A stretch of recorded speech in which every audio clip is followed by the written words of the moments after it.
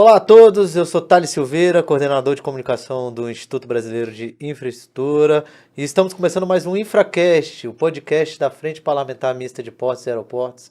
E hoje estamos com um convidado muito especial, o consultor, ex-secretário de Postos e economista Fabrício Pierdomênico. Seja bem-vindo, doutor Fabrício. Muito obrigado, agradeço a você, Thales, agradeço, claro, o Instituto pelo convite, pela honra de estar aqui, e a honra maior, inclusive, é estar aqui do lado do nosso Mário Povia, uma pessoa que eu tenho um carinho, conheço há tantos anos, e estar sendo sabatinado por ele é motivo de muita honra.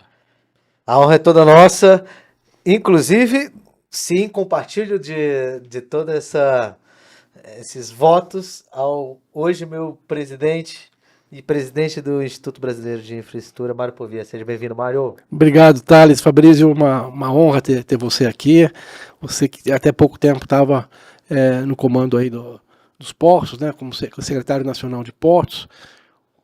Apesar de uma passagem curta, marcante, exerceu muito bem a missão, e por essas questões todas da política, né, infelizmente, há essas interrupções, mas eu queria também dizer aqui, Fabrício, o apreço que tenho por você, e lembro de você já na outra passagem no governo, quando você, na então Secretaria Especial de Portos, né, já ocupou outras posições, e também na diretoria da antiga Codesp, né, onde passou também, mas nós vamos falar um pouco da tua trajetória daqui a pouco, mas agora, para agradecer muito a tua presença aqui e dizer que é uma honra recebê-lo, viu?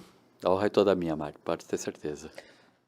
Doutor Fabrício, sempre gostamos de abrir esse podcast perguntando para o nosso convidado um pouco da sua biografia. Então conta pra gente, quem é Fabrício Pierdomênico? É um economista apaixonado pelo setor portuário. Essa paixão, ela veio aos poucos. Eu comecei minha carreira como economista na Prefeitura Municipal de Santos. Eu era assessor da Secretaria de Finanças, e um dos primeiros trabalhos que eu fiz foi para a assessoria especial portuária que existia na Prefeitura, e que o assessor me pediu para qual era o tamanho da participação do porto no ISS da cidade. Não se tinha esse dado, né? E foi um dado, isso eu estou falando em 1989. A questão, assim, não tinha uma informatização, era tudo meio, tudo meio na unha ainda e tal. E eu lembro que eu me aprofundei, conversei com os técnicos da prefeitura e chegamos a um número que naquela época representava, salvo engano de memória, alguma coisa entre 60% a 65% do ISS era oriundo do setor portuário. E desde então isso me chamou muito a atenção. Meus caminhos profissionais me levaram por vários outros caminhos, enfim, outras experiências profissionais, mas em 2003, quando eu fui indicado para ser diretor comercial de desenvolvimento da Codesp, e ali para mim eu digo que é o meu marco inaugural de militância no setor portuário. O batismo. Anteriormente a isso, eu fui assessor de uma deputada federal que tinha sido prefeita de Santos, prefeita essa que eu servi como assessor da Secretaria de Finanças, né, e ela me convidou para ser assessor dela, e durante 5 anos a principal pauta da deputada, Thelma de Souza, era Porto. Então, eu peguei toda a implantação da Lei 8.630. Eu comecei a trabalhar com ela em 95, a Lei 8.630 de 93, mas efetivamente começou a ser implantada em 97. Então, a criação do ógimo, a resistência dos trabalhadores nessa questão de criação do ógimo, o rompimento com o monopólio dos sindicatos, né, na indicação da mão de obra avulsa, a construção do Conselho de Autoridade Portuária. Então, eu acompanhei isso muito de perto, apesar de não ter ainda a total dimensão do que significava o setor portuário. A licitação também dos primeiros arrendamentos. Né? Liber 35, Liber 37, depois Santos Brasil. Eu lembro de uma reunião que eu fiz com o Bussinger para tentar entender como é que era. O Bussinger era diretor do Porto na época. Então, quando veio a indicação, não que eu não conhecesse Porto, eu conhecia, até porque fui testemunha ocular de toda a transformação que a Lei 8.630 impactou no Porto de Santos em função da minha convivência e da assessoria que eu prestava para a deputada federal que tinha sido prefeita e tinha como carro-chefe o Porto. E legal que assim, eu vi tudo isso com olhos de quem estava do lado dos trabalhadores, né? De quem estava perdendo o poder. Então a dimensão era uma outra coisa. Quando eu fui indicado, eu falei, agora é aqui, agora sou eu responsável por tocar a maior autoridade portuária de Santos. Éramos só 4 diretores, presidente mais 3. E se não era obra pública, obra portuária, segurança, folha de pagamento e compras, se não era nenhum desses assuntos, o resto estava comigo. Eu cuidava do PDZ, eu cuidava de contrato de arrendamento, eu cuidava de meio ambiente, eu cuidava de segurança do trabalho, eu cuidava de informática, eu cuidava de estatística. Cara, era assim, a área comercial, novos negócios, era tudo lá na minha diretoria. Era uma super diretoria, Porto. Era uma super diretoria. E dormia quando? Tinha uns 3 superintendentes, né? Quem era o presidente à época, Fabrício? Zé Carlos Melo Rego. Tá. E tinha o Barreto, primeiro, e depois teve o Mauro Marques como financeiro. Éramos só os 3. O dia a dia da empresa, da maior autoridade portuária, éramos 3 diretores para tocar o dia a dia. E aquilo foi um aprendizado, foi uma grande escola. Meu amadurecimento profissional foi exatamente lá, por estar na diretoria, por ser executivo de um porto, e para provar a mim mesmo, né, de que eu era capaz de responder à indicação que foi feita naquela época pela própria Thelma, ao presidente Lula, e que diga-se de passagem, ela quando eu me indicou, ela falou para mim, vai lá e cumpre seu papel técnico. Você ficou uns 4 anos, mais ou menos, Quase 5 anos. Quase 5 anos. Eu entrei em março de 2003 e saí em setembro de 2007. E já para vir para Brasília, né? Então, aí, quando eu saí, eu fiquei um período fora, um período de uns 6 meses. Foi quando eu construí a primeira versão da minha consultoria, foi nessa época. Levei dois assessores que eram do meu gabinete lá na Codesp, convidei eles para serem meus sócios, a gente fez a primeira, o embrião, um desenho de que seria uma consultoria na área portuária, mas durou poucos meses.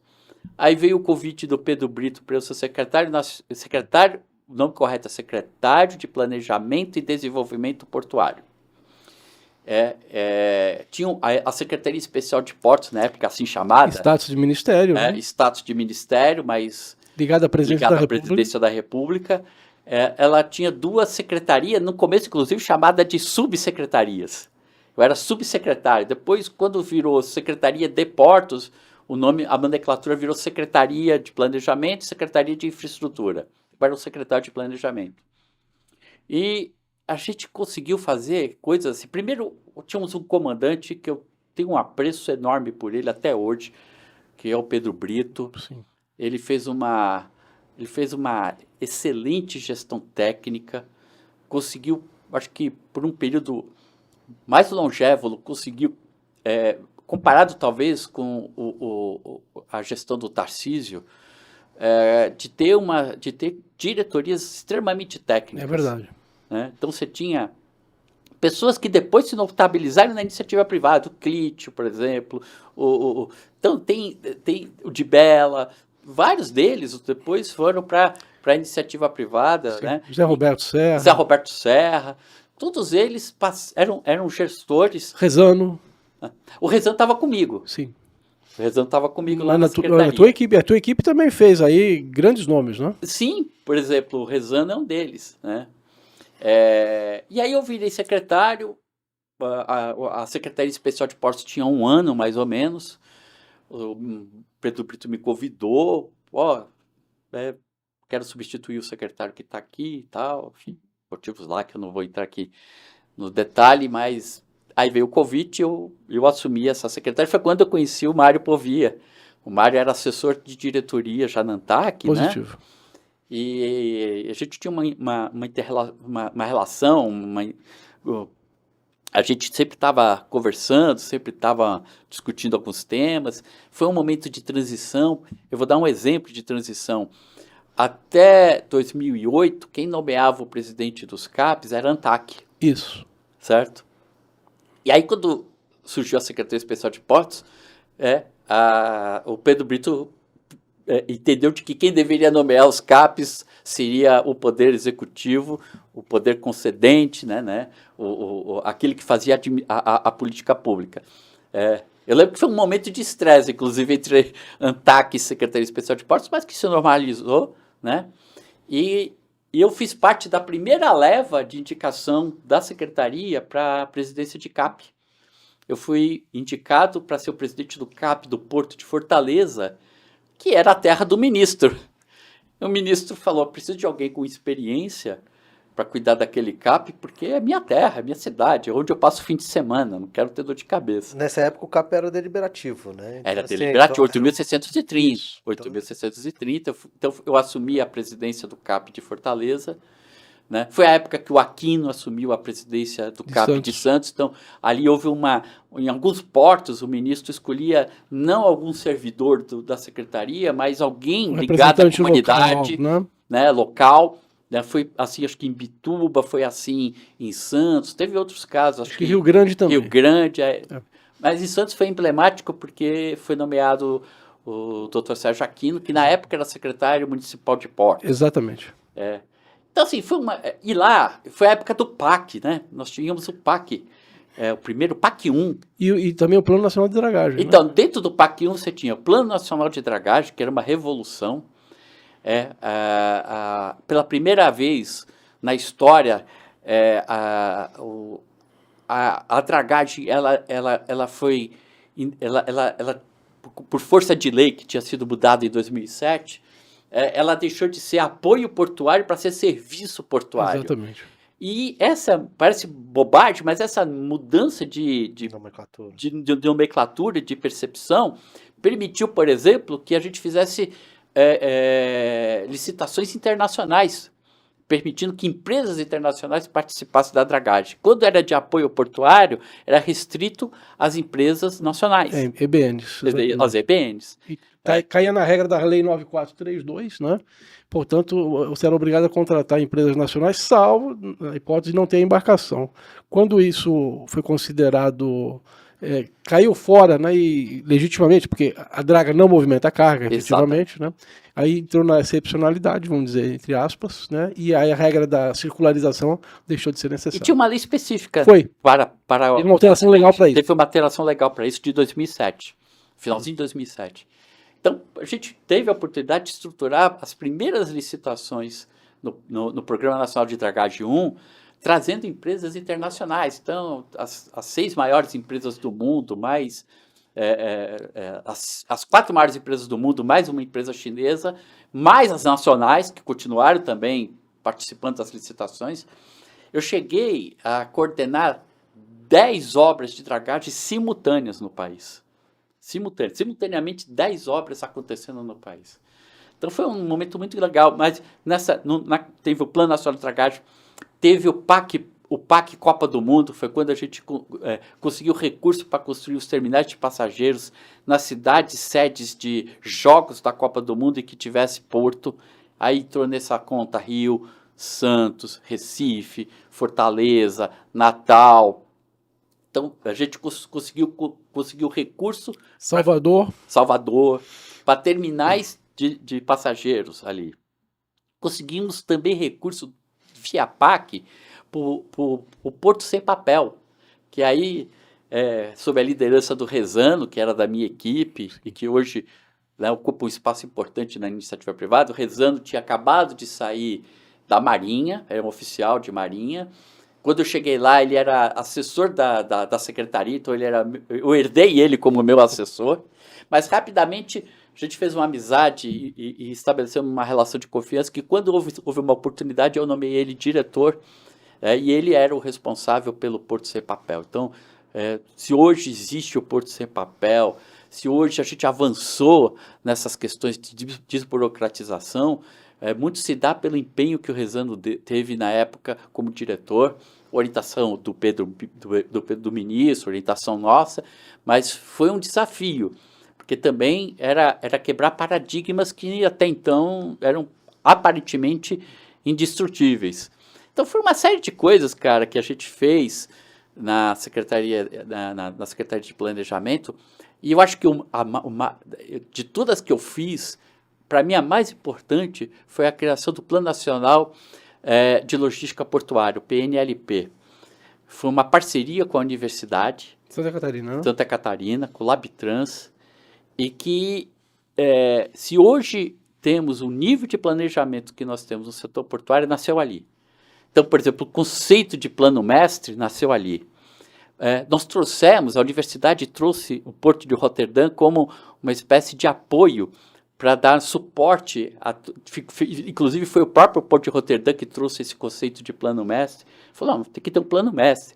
Porque a gente confundia plano mestre com PDZ. PDZ era uma obrigação legal, porque estava previsto na lei, mas o plano mestre não. Até entender o que era uma coisa e o que era uma outra, foi um processo de discussão, de amadurecimento. Um de olhar o porto para dentro, outro de olhar o porto para o mercado. Exatamente. Então, e no médio prazo, no longo prazo. Então, isso foi, para mim, dos filhotes que eu pude ajudar, junto com a minha equipe, a gerar, para mim, o PNLP, para mim, foi é o filho mais querido. E você concorda, Fabrício? Quer dizer, nós tivemos no setor portuário alguns acontecimentos, né, que nós não estamos aqui hoje por acaso, né? Nós tivemos em 93, com a 8.630, uma importante virada de página na relação capital-trabalho, onde surge o OGMO, onde a gente passa a operação para o privado, né? Perfeitamente. Depois, em 2001, 2002, a criação de uma agência reguladora, né? Especificamente para pensar o setor, né? Ou, enfim, para regulamentar coisas do setor. Depois, em 2007, galgado ao status de ministério, através da Secretaria Especial de Portos. Ali, eu lembro, inclusive, na época, o presidente Lula, né, no discurso dando posse a Pedro Brito, né, falando que ali ele estava fazendo um resgate do governo ao setor portuário, que o governo devia ao setor portuário a criação desse ministério. Né? Só um parênteses, eu quando eu fui diretor do Porto, o Porto era subordinado ao Ministério dos Transportes. O nível hierárquico que cuidava do setor portuário era o nível de diretoria. Era uma secretaria. Paulo de Tarso. Secretaria de Transportes Aquaviários, não é? Secretaria de Transportes Aquaviários, e cujo diretor, o Paulo de Tarso, gaúcho, Isso. competente, amigo, ele sozinho, com uma equipe de 3 caras, Exatamente. cuidava de todos os portos do Brasil. Essa era a prioridade que os portos tinham, né, anteriormente. Né? Então foi esse o reconhecimento, né, da importância do setor e o motivo da criação. E depois, mais recentemente, uma nova alteração no marco legal, né, com a medida provisória 595 e a 12.815, né, que de uma certa forma, pelo menos para os terminais privados, significou um avanço, parou-se de discutir a questão de carga própria, carga de terceiros, né, e também induziu ali, né, a questão das prorrogações antecipadas. Havia um programa de licitação ambicioso de 159 áreas. É bem verdade que a gente está no pipeline desse programa até hoje, mas houve uma demora excessiva, né, da gente começar a licitar, mas as prorrogações antecipadas andaram bem, né? E também as outorgas de terminais privados. Você concorda mais ou menos que isso tudo mexeu com o setor? Total. Eu saí da Secretaria Especial de Portos em 2011, foi quando a agência Porto Consultoria nasce na formatação que ela tem hoje.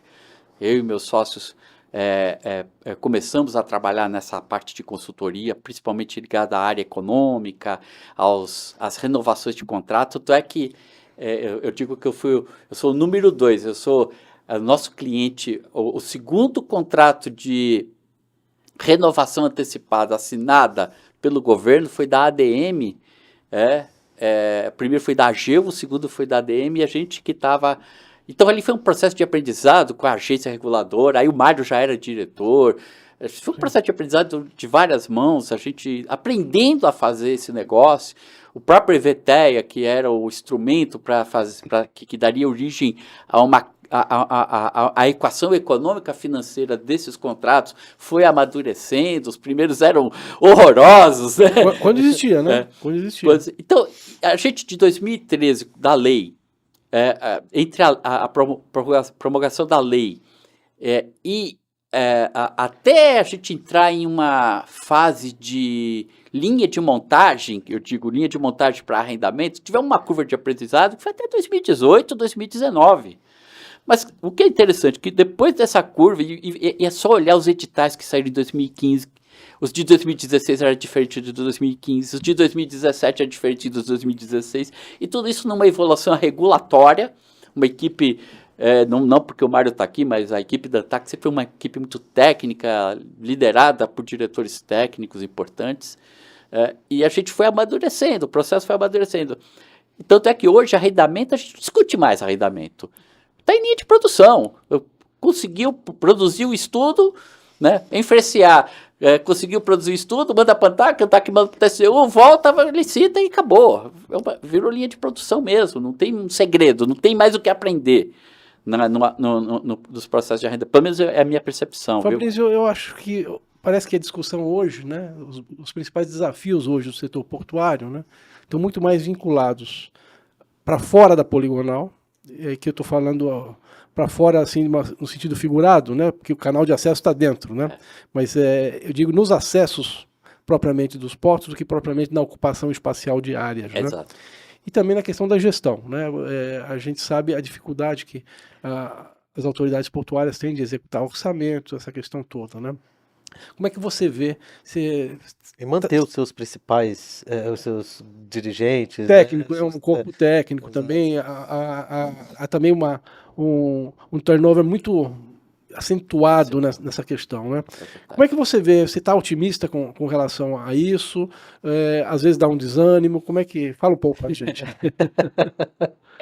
Imagina só, a gente como consultor, no momento que você estabelece uma relação com uma diretoria de um porto, né, no diálogo dos processos com os clientes, daqui a pouco muda tudo. Isso tem um custo para o setor produtivo, porque você começa tudo do zero novamente. Né? Se entra um diretor, se entra um secretário que não conhece, não sabe, não tem história... Até educado. Até você apresentar, olha, o meu problema, tal. Então, isso tem custo. Tem custo porque o processo demora mais, custo porque a consultoria vai demorar mais tempo, isso é custo. Então, infelizmente, Mário, primeiro, deixa eu deixar claro que eu sou a favor do porto público. Eu entendo, não só porque eu falava isso como secretário, mas como técnico da área, como alguém que milita há mais de 21 anos nessa área. Eu entendo a importância estratégica que o porto público tem para o país. Ponto. Né? A gente tem um ecossistema portuário que desde a Lei 8.630 convive, vem amadurecendo, e nós temos hoje uma fatia do mercado na mão dos TUP, 60%, 65% da movimentação em tonelagem, e o restante nos portos públicos. Então, você tem e cada um tem um papel absolutamente diferente. Enquanto o TUP, ele é uma empresa privada e ele tem que focar no lucro, no resultado, o porto público ele tem que focar na estratégia de crescimento e sustentação desse crescimento do país. São dois papéis distintos, mas que se complementam. Né? Eu brinco que eu chamo isso de um ecossistema portuário equilibrado. Agora, qual é o grande problema dos portos públicos? É exatamente a ingerência política. Isso que você falou, você já foi diretor lá da CDRJ, eu já fui agora não é mais CDRJ, não é mais CODESP, mas na época era assim que a gente chamava, agora é Portos Rios, agora a Autoridade Portuária de Santos. Nós só fomos diretores, a gente sabe que, por mais que nós éramos, e o Mário técnico, eu também entrei com uma característica técnica, de fazer as coisas acontecerem, a ingerência política ela continua, ela já existia naquela época e continua, né? Recentemente, o governo Lula começou em janeiro do ano passado, já estamos nos portos federais na segunda configuração de gestores nos portos, porque mudou o ministro, mudou tudo. Né? Alguns ficaram, outros saíram, né? Então, isso, enquanto a legislação não permitir que a gente tenha uma profissionalização desse gestor, como acontece na Europa, né? Eu conto um caso sempre, Mário. Eu era diretor do Porto de Santos, fui visitar o Porto de Le Havre, né? A gente foi lá fazer uma visita no Santos Export, no antigo Santos Export. O Brasil Export é uma deriva do Santos Export daquela época. A gente foi conhecer o Porto de Le Havre, né? E teve um jantar. Né? A comitiva convidou a diretoria do Porto de Le Havre para um jantar, lá no hotel onde a gente estava hospedado. E eu fiquei sentado do lado do diretor comercial do Porto de Le Havre na época. Conversando com ele e tal, ele perguntou, quanto tempo você está aqui? Ele falou, estou há 10 anos. Mas e as questões políticas? Não tem questão política. Inclusive, eu fui contratado por um headhunter. Né? Então, assim, é uma outra... Aí você percebe de que esses executivos ficam... Se você olhar para a iniciativa privada, quantos executivos na iniciativa privada têm mais de 15 anos como CEO? Ficam... E isso faz bem para a empresa. A cultura da empresa é preservada, as metas são... A história das metas são preservadas. Nos portos públicos, apesar da importância... Eu não quero renegar, não quero jamais dizer que não tem que ter portos públicos. Ainda assim, esse para mim é um mal que infelizmente eu não vejo uma luz no fim do túnel para isso. Enquanto houver ingerência política, vai ter trocas constantes de diretorias dos portos. Mas acontece que não é só nem o cargo, né, vamos dizer assim, não é respeitado. Mas também o plano mestre, às vezes, não é. O PDZ, o que um governo faz, o outro não, já quer pensar em outro, já quer mudar, né? Então, assim, isso tudo reflete uma falta, às vezes, de política de Estado, né? Não uma Mas aí eu vou governo. discordar de você para o setor portuário. Eu vejo aqui no setor portuário, eu não vou falar nos outros setores de infraestrutura, mas principalmente desde a Lei 12.815, você pega, muda ministro, muda diretor de porto, tal, mas a política, ela tem sido constante, né? Os arrendamentos e os tupes que estavam lá em 2013, passou o governo, entrou Dilma, saiu Dilma, entrou Temer, saiu Temer, entrou o Bolsonaro, agora entrou Lula. Os arrendamentos continuaram iguais, os tupes continuaram iguais, né? Muda os atores ali na ponta nas diretorias. Mas eu acho que a gente conseguiu preservar no setor portuário a política de Estado. E aí é muito em função do perfil das pessoas que ocuparam esses cargos. Quando eu fui nomeado secretário nacional de portos, sabe qual era o meu maior desafio? Era dar continuidade ao que os meus antecessores fizeram, porque eram 2 antecessores, eu vou dizer 3 antecessores, de um brilhantismo, de uma capacidade absurda. Começou com o Luiz Fernando Garcia, depois foi para o Piloni e depois foi para o Mário Povia. Só fera. Então, quando eu fui nomeado secretário nacional de portos, qual era a minha função? Cara, é manter o que tem. Está funcionando. Diria um bom governante, tem que manter isso daí. Né? Está funcionando. Você tinha uma política de governo, claro, que a opção nossa era a preservação do porto público e não mais de desestatização. Esse era o ponto de inflexão que ocorreu. Foi o único ponto de inflexão. Não é assim assado. E a lei prevê ambos os regimes. Ambos os regimes. Então, isso de fato é política de governo, não é política de Estado. Tudo demais, a equipe permaneceu exatamente a mesma. Eu mudei 2 pessoas quando eu assumi, porque estava fácil. O Mário me deixou um legado pronto. E ele recebeu do Piloni um legado pronto. Uma equipe formada, técnicos, pessoas com quem eu trabalhei em 2008. Pois é, estavam lá. Já estavam lá. em 2008, 2009, e o maior exemplo disso é a Mariana. Mariana trabalhou comigo em 2009, Mariana Pescatori. Eu convidei ela para vir para o setor portuário, era secretária lá do Pedro Brito. Chamei ela para o projeto do PNLP, vem para o projeto PNLP, ela veio e nunca mais saiu do setor. E foi uma das duas mudanças que eu fiz. A primeira foi essa, trazer de volta a Mariana Pescatori para o setor portuário, porque ela estava lá na InfraSA, ela era diretora. Eu falei para ela, Mariana, de forma insana, aceitei o convite do ministro Márcio França, preciso de equipe e preciso de gente que eu confio e mais do que isso, que tenha a cabeça de política de Estado. Então, Mariana trabalhou no setor portuário desde 2009, como gestora, nos mais diversos cargos. Para mim, era a pessoa que estava talhada para conduzir aquela diretoria a qual eu a convidei. E a minha chefe de gabinete, que é natural, o secretário entra, muda. O Mário não mudou, porque era muito pouco tempo. Muito pouco tempo. E eu convidei uma servidora da agência reguladora para ser minha chefe de gabinete, que foi a Gabriela. Ou seja, os quatro principais cargos da secretaria, 2 eu reconduzi, portanto eram pessoas que tinham sido colocadas por outros secretários, pelo Piloni, mantida pelo Mário, e eu mantive, porque eram servidores do Estado, de carreira, a política de Estado estaria preservada nesses 2, e a substituição do Fábio Lavur pela Mariana garantiria também a política de Estado, porque eu não estava trazendo ninguém que não conhecesse, né?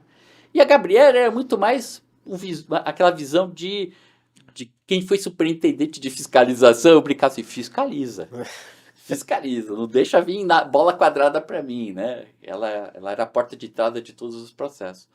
Então a gente conseguiu fazer uma equipe técnica preservando a política de Estado, que eu acho que esse é o maior legado. Então, eu faço aqui uma reverência aos que antecederam na Secretaria Nacional de Portos, desde o Luiz Fernando, passando pelo Piloni, passando pelo Mário, porque o legado deles, para nós que chegamos, por exemplo, como eu cheguei, estava fácil. Não tinha que inventar roda. Era só dar continuidade ao que estava sendo feito, né? E isso, para mim, acho que foi o maior desafio como secretário, foi exatamente provar para o governo de que a gente iria, sim, a agenda do governo seria preservada, mas de que a agenda maior, que é a política de Estado, também estaria preservada. Quando eu renomeei 2 diretores que veio de gestões anteriores, sofri críticas internas. Imagino que sim, né? Sofri críticas, sofri pressão, mas como? E eu dizia, cara, primeiro, e aí eu tenho que fazer uma referência ao ministro Márcio França. O ministro Márcio França, quando convidou, ele disse, a equipe de Brasília é sua. É raro isso na política. Sim. Eu acho que talvez o Piloni teve essa condição. Mas é raro, não é algo trivial. Algo trivial. Evidentemente que as diretorias de portos entravam no bolo político, mas a equipe de Brasília, da secretaria, o Márcio França falou assim, é sua, você faz do seu jeito. E eu falei para ele, vou renomear 2. São bons? São. Mas de onde eles são? Falei, de uma carreira de gestores públicos de longa data. Então, o Dino já estava lá há mais de 20 anos, o Otto estava lá há mais de 15 anos. Eles servem ao Estado. E foi esse o meu discurso. Eles são servidores do Estado. Eu saio, outros virão, mas essa política precisa ser preservada. E foi com esse intuito que assumi a Secretaria Nacional de Portos, fiquei lá durante 9 meses, com essa concepção, com essa visão de preservação da política de Estado. Eu ia te perguntar até sobre isso, sobre essa questão do legado, e eu acho que você respondeu muito bem, que o seu legado foi a preservar o andamento dos processos de uma forma que se mantém uma política cronológica pro setor portuário. Mas você tocou no nome do Dino, E aí eu acho que é importante a gente ressaltar que hoje nós temos uma secretaria de hidrovias e na sua época não, essa secretaria não existia. Você, o secretário, era um secretário nacional de transportes Secretário nacional de portos e transportes aquaviários. Então, Eu e o Mário tivemos essa nomenclatura. agora a parte de hidrovia saiu, ficou duas secretarias. Como é que você vê essa mudança trazer? Um avanço enorme. A hidrovia,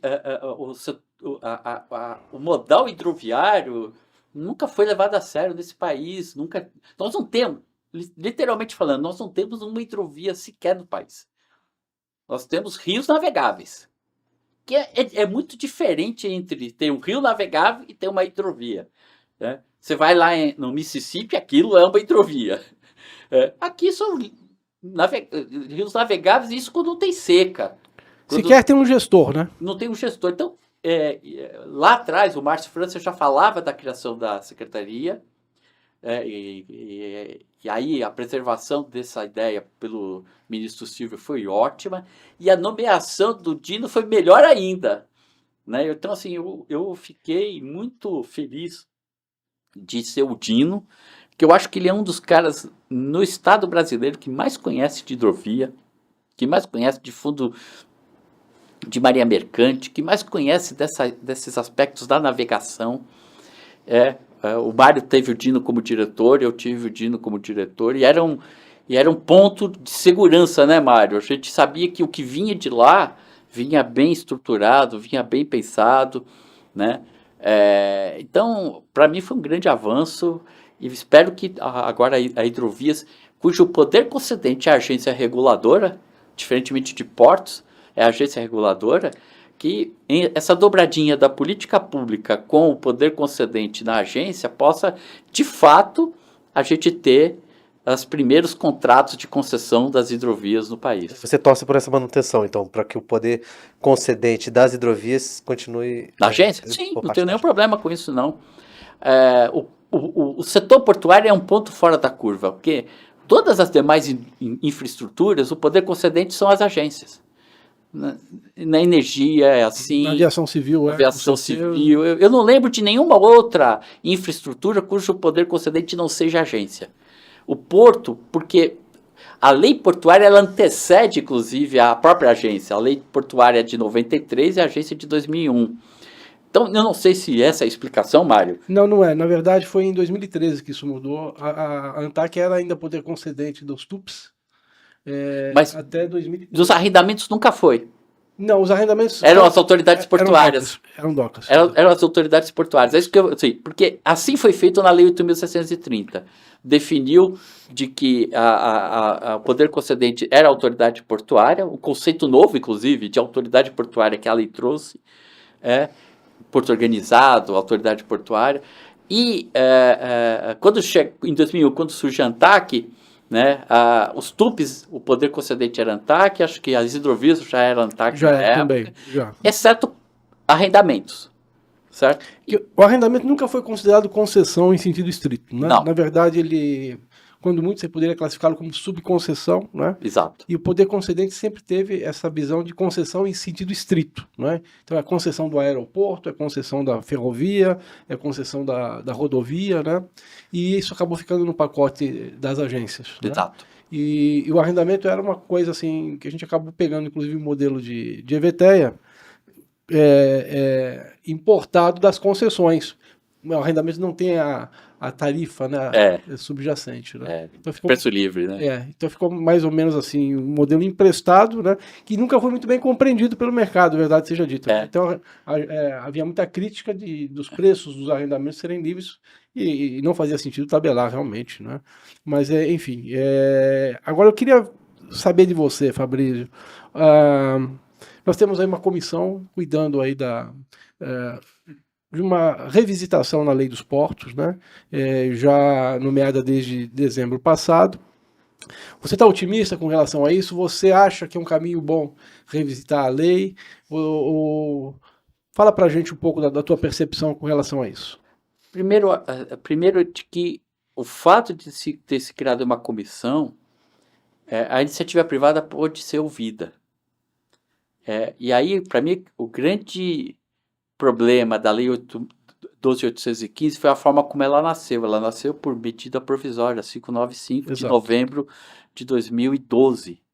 A lei acho que é promulgada em junho de 2013. Isso. Ou seja, não houve discussão com ninguém, a não ser com o próprio legislativo. Vale a pena lembrar que quando você coloca uma medida provisória no governo, os parlamentares têm um período para poder aprovar, se eu não me engano, 120 dias, senão a medida provisória cai. Mas ela já tem efeito de lei, né? Ela já tem efeito de lei, mas se ela nasce como lei.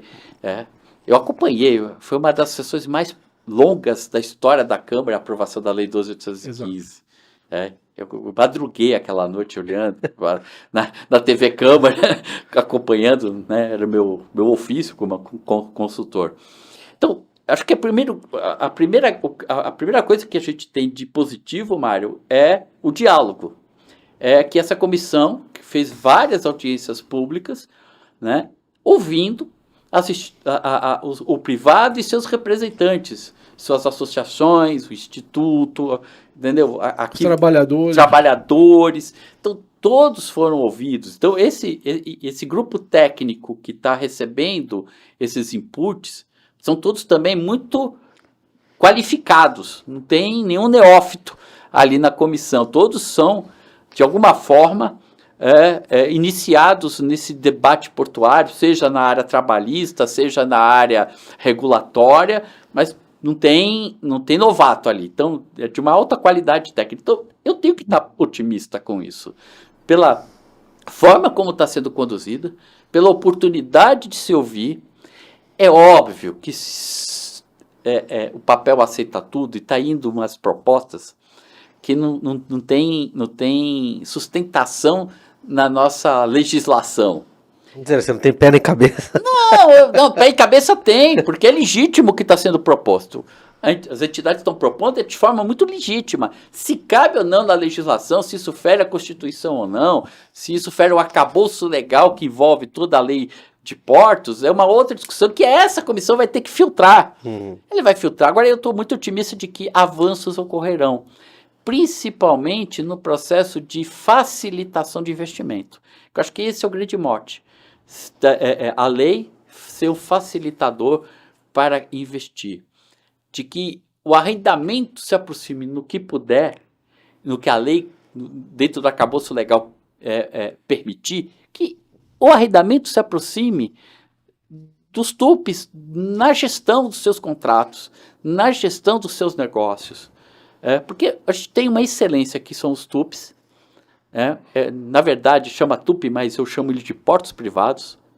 Né? Porque tem cara de porto, cheiro de porto, focinho de porto, mas se chama TUP, chama terminal.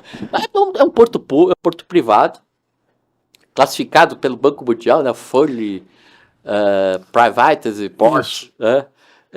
Já tem essa classificação, inclusive pelo Banco Mundial, ela existe, ela é reconhecida. Então temos aqui os portos privados que tem uma liberdade de investimento, gestão do seu contrato, né? Não precisa ser licitado, pode ser prorrogável por N períodos, quase que ad eterno.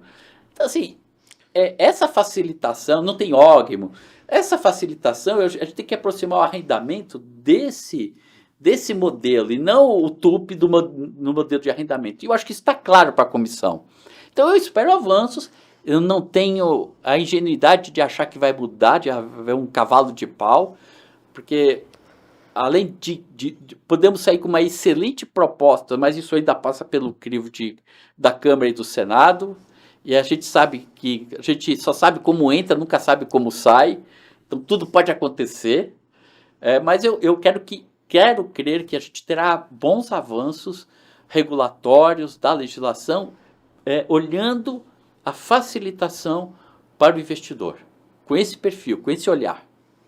E quando você fala em facilitação para o investidor, evidentemente, um olho no empreendedor e outro olho na provisão de infraestrutura, né? Quer dizer, a gente precisa ter o público e o privado juntos, né? Quer dizer, o privado investindo em estruturas públicas, né? Porque é o que gira a economia, a logística, né? E a gente às vezes divorcia um pouco, né, o público do privado, parece que tem ali um muro, né, terrível, que é complicado haver esse diálogo, E a gente não pode prescindir mais disso, né? Quer dizer, hoje nós não temos uma situação fiscal favorável para o investimento público. Não temos. E como romper isso, Fabrício? Como que a gente deixa isso mais, esse fluxo, né?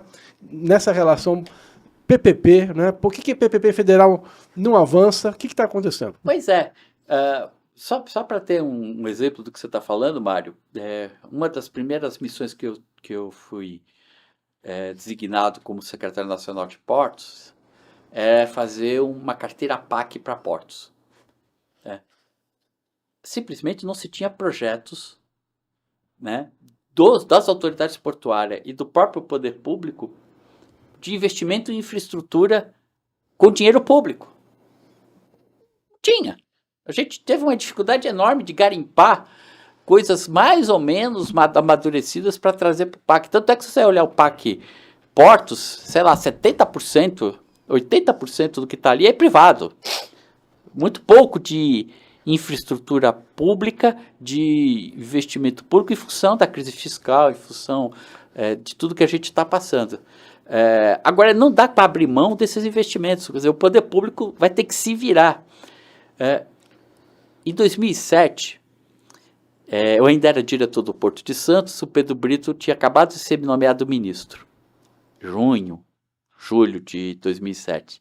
Ele foi fazer uma visita ao Porto de Santos e coube a mim fazer uma apresentação para ele sobre o Porto de Santos.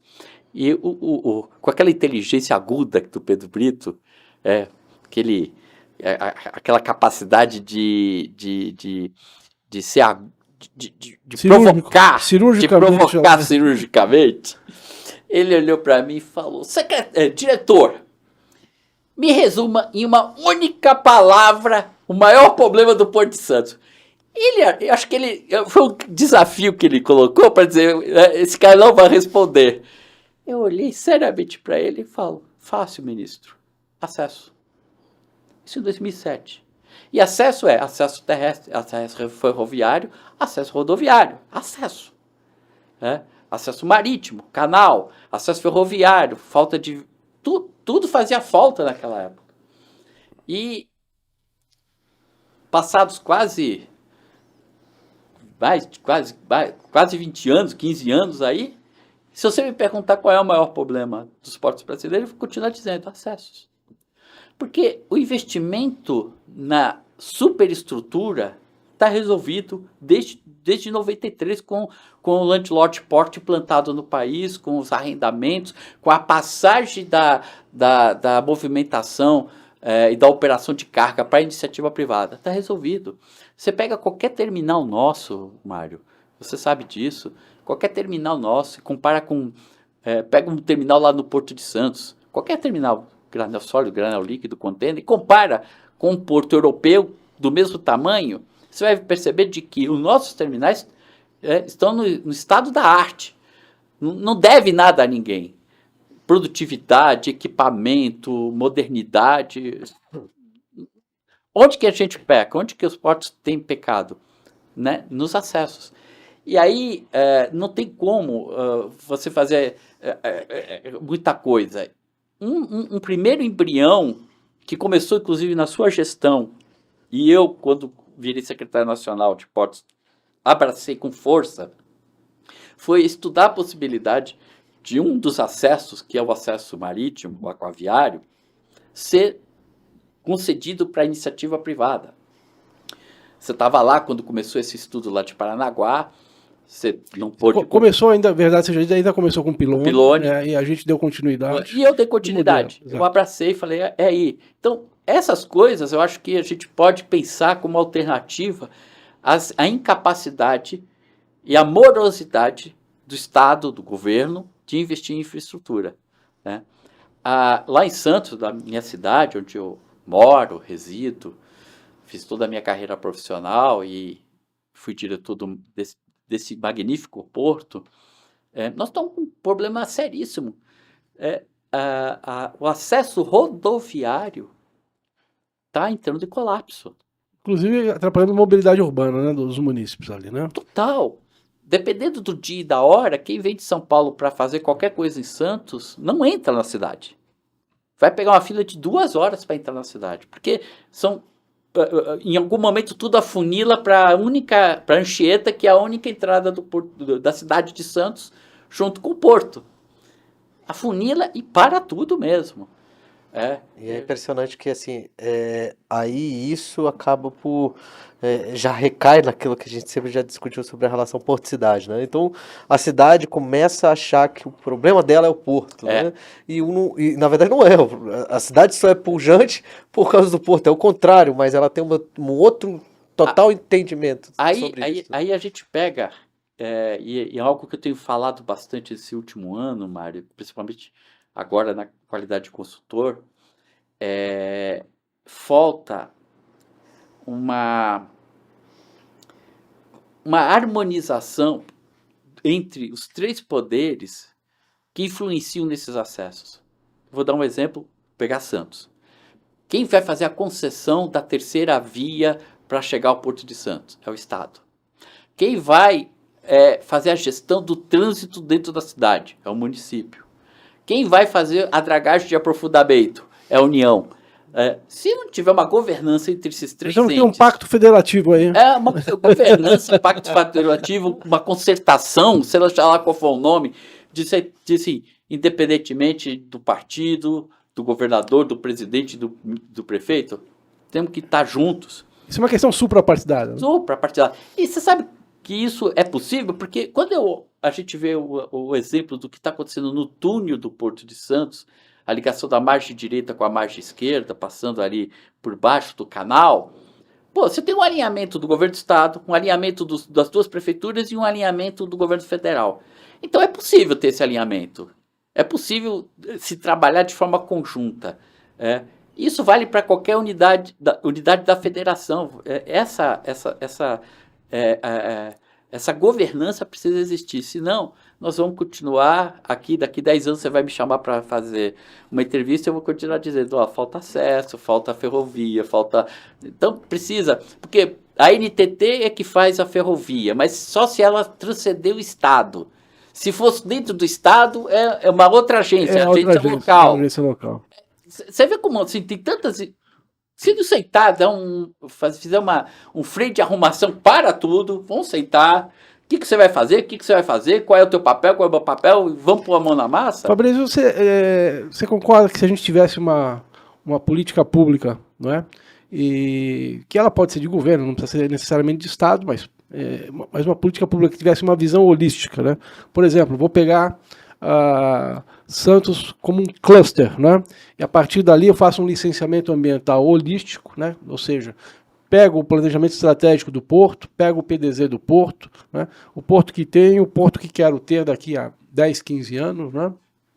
Plano diretor, enfim. Levo essas áreas hoje que estão greenfield, né, que tem interesse portuário, né, já fazer um EIA-RIMA para isso tudo, né, quer dizer, realmente um planejamento, e você tem toda a razão, né, tem que ser um pacto federativo mesmo, porque isso envolve as 3 esferas federativas, né, e mais do que isso, você tem uma outra questão que é a regulatória, porque você tem o poder executivo, o poder legislativo e o poder judiciário atuando simultaneamente em questões regulatórias. Sim. Você tem sentenças, né, ou acordos, vários tribunais de contas, com controle externo, né, atuando na mesma questão. Então você tem leis, você tem políticas públicas, você tem agências reguladoras, né, e você tem decisões judiciais, tudo caindo ali. Então teríamos que ter também um pacto, aí eu já diria, aí não é federativo, mas é um pacto entre os poderes, né? Sim. Porque não dá para a gente crescer um porto de Paranaguá por ano. É o que, se você pegar a estatística, grosso modo, sim, a gente cresce um porto de Paranaguá por ano, se pegar uma série histórica de 15, 20 anos, né?